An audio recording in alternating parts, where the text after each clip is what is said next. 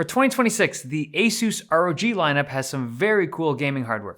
We're going to start off with this one right here, the Asus ROG Zephyrus Duo. So for years, the concept of a double screen gaming laptop has been very interesting, but very niche. They've existed, but they've always had these small secondary screens that weren't particularly useful for most people. This changes things. So this is the world's first 16-inch dual-screened gaming laptop, and it is so cool. These screens give a ton of utility and versatility for a high-performance laptop.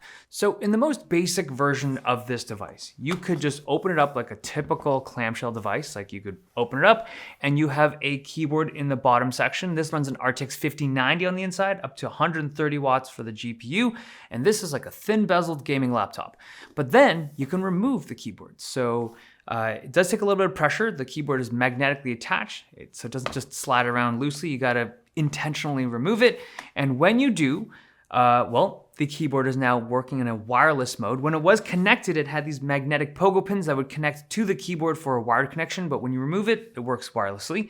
And when it's removed like this is like, it's a flat, tiltless experience. So there's no angle or tilt to it. This feels like a super thin MacBook. Now the device itself, you could keep it like this with this bottom panel flat on the table like this, but for the full glory, you pop open this kickstand and now you have the full double screen experience. Like this with the keyboard, this is sick. You can tilt the top panel however you want. It's a big 16-inch screen doubled up like this. It's awesome. But if you want, you can also rotate the whole device like so, and it now becomes a kind of side-by-side orientation. Now when it's like this, you can't adjust the tilt anymore, but you can lean in or angle in the side panel just so you have a particular viewing angle you like. And this is sick. Like just imagine working on, if this is like the workflow you have with two screens, like this is awesome. This is such a nice experience. And I've always said this, if you can get more screen, like just more screen real estate, but in the same kind of footprint, it's better. Everyone always wants that, right? Just more screen, but your package folds down into something that is a normal 16-inch laptop. This is a little heavier and thicker than your average 16-inch device, but it's the same footprint. The hinge of the screen goes back pretty far, so you can open it up to this tent mode looking configuration. And when you do, you have an option of either displaying the same thing on both screens or using it as two separate panels. But one thing you'll notice is that when you have this double screen open, you'll notice a fairly large break or gap between the two panels. And if you're using it for two kind of split screen purposes, it's perfectly fine. Having a gap like that is not an issue, but it's not meant to be used like for playing a game that spans across both screens or like watching content that uses both screens at once. I can't think of any game that would play well with a big break in the middle of it like this.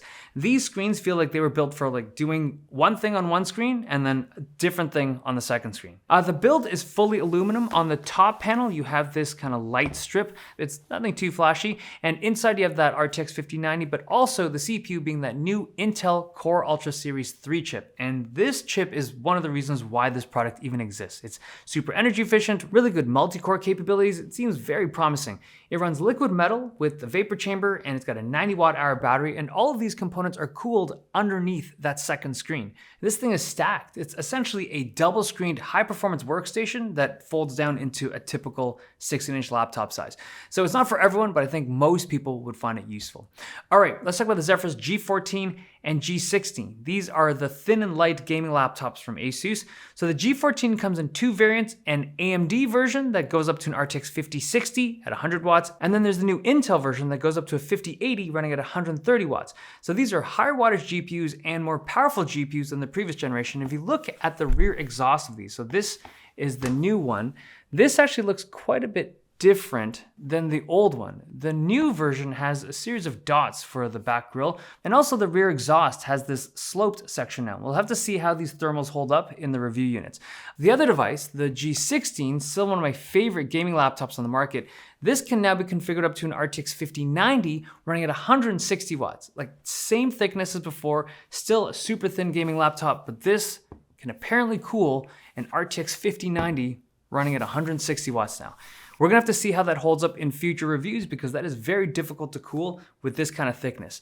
The displays on both these units are awesome. They're fast, bright, and color accurate. The G16 is particularly nice because it goes to 240 Hertz. All right, I'm gonna move on to the ROG Flow Z13 KJP. So this is the Kojima Productions special edition of the Z13. And if you're a fan of Hideo Kojima's work, you'll recognize the vibe they're going for. It's got Luden's imagery all over it, and Luden's refers to the mascot of Kojima Productions. Like, it's this futuristic explorer in a spacesuit, and this device leans into that aesthetic hard. So this isn't just some regular Z13 with a Kojima sticker on it. They went full tilt on this special edition. The packaging is Kojima, the device is gold toned throughout, and it's got real carbon fiber in a section of it. It's very unique looking. And then the keyboard, it's the same keyboard as we see on the regular Flow Z13, but it's got these like extra tabs on the side that kind of, well, there's utility to it when it's attached.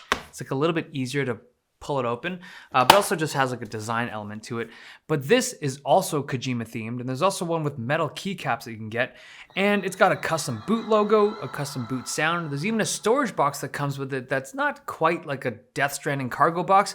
At least I don't think it looks like it to me, but it's just super cool. And there's also stickers in the package, and there's a corresponding mouse pad and a mouse. It's their Keras 2, their right-handed ergo mouse, and a special edition of the Delta 2 headset that goes with this design language, all part of this Kojima Productions set. But this is how special editions should be done. This feels so purposeful and just like really well designed. Now the specs on this tablet is top tier. It's their Strix Halo chip, the AMD Ryzen Monster chip with the super powerful graphics, and it has 128 gigs of RAM. It's ridiculously powerful, complete overkill, but this is what would make a proper Kojima Productions collab. So there you have it. That's the 2026 Asus ROG lineup.